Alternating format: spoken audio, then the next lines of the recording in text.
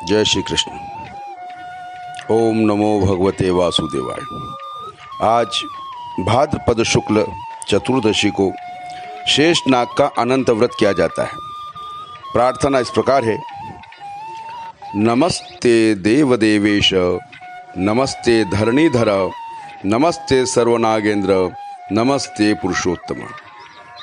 और आज के दिन जल के देवता वरुण जी का भी पाली व्रत भी किया जाता है। इनका मंत्र प्रार्थना इस प्रकार है। वरुणाय नमस्तुभ्यं, नमस्ते यादसां पते, अपां पते नमस्तुभ्यं, रसानां पतये नमः। एवं आज के दिन शरीर की आरोग्यता के लिए, लावण्यता के लिए केले के वृक्ष का कदली व्रत भी किया जाता है। उसका मंत्र इस प्रकार है। चिंतयेत कदलीं नित्यं, कदले कामदीपितै, शरीरारोग्यलावण्यम देहि देवी नमोस्तुते। आज अनंत चतुर्दशी की कथा प्रारंभ होती है। महाराज युधिष्ठिर ने जब राजसूय यज्ञ किया उस समय मंडप इतना मनोरम बनवाया था कि जल स्थल की भिन्नता प्रतीत ही नहीं होती थी। कहीं से टहलते टहलते दुर्योधन भी उस यज्ञ मंडल पर आ पहुंचा। द्रौपदी ने देखकर उपवास करते हुए कहा कि अंधों की संतान अंधी होती है। यह बात उसके हृदय में बाण जैसी लगी और बदला लेने के लिए मन में ठान लिया। कुछ दिन के बाद उसने पांडवों को बुलाकर द्यूत क्रीड़ा में परास्त किया। हार होने पर उन्हें प्रतिज्ञा अनुसार 12 वर्ष का वनवास दिया। और एक दिन भगवान कृष्ण जब मिलने गए तभी युधिष्ठिर ने सब वृत्तांत सुनाया।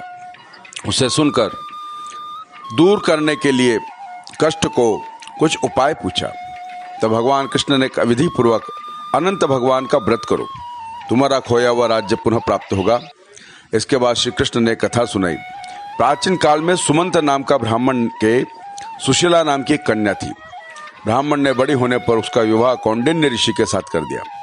कौंडिन्य ऋषि सुशीला को लेकर अपने आश्रम की ओर चले।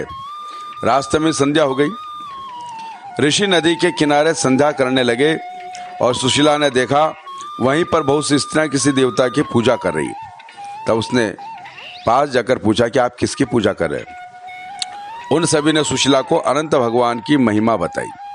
सुशीला ने वही उस व्रत का अनुष्ठान किया और 14 गांठ वाला डोरा हाथ में बांधकर ऋषि कौंडिन्य के पास आई।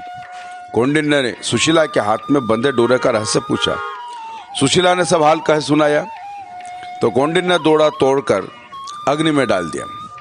इससे भगवान अत्यंत अप्रसन्न हुए, उनका अपमान हुआ। इसके परिणाम स्वरूप यह हुआ कि ऋषि सुख से नहीं रह सके और उनके धन दौलत समाप्त हो गई। तब उन्होंने सुशीला से इसका कारण पूछा तो सुशीला ने अनंत डोरे की याद दिलवाई। कौंडिन्य ऋषि पश्चाताप करने लगे। उद्विग्न होकर उस डोरे के लिए वह वन में चले गए। वन में बहुत दिन तक घूमते घूमते एक दिन भूमि पर गिरे पड़े। तब अनंत भगवान ने उन्हें दर्शन दिया और हे कौंडिन्य, तुमने मेरा तिरस्कार किया, इसी से तुम्हें इतना कष्ट भोगना पड़ रहा है। ज्ञान हो गया हो तो अब घर जाकर अनंत का अनुष्ठान 14 वर्ष तक करो। इससे तुम्हारे सभी दुख दूर हो जाएंगे, दारिद्र्य मिट जाएगा, धन धान्य से संपन्न हो जाओगे। कौंडिन्य ने जाकर घर पे 14 वर्ष तक अनंत भगवान का व्रत अनुष्ठान किया, जिससे वह सुखी और संपन्न हुए। इस प्रकार अनंत चतुर्दशी की व्रत की कथा यहाँ संपन्न होती है। बोलो अनंत नारायण भगवान की जय। नमः पार्वती पते, हर हर महादेव हर। जय जय श्री राधे।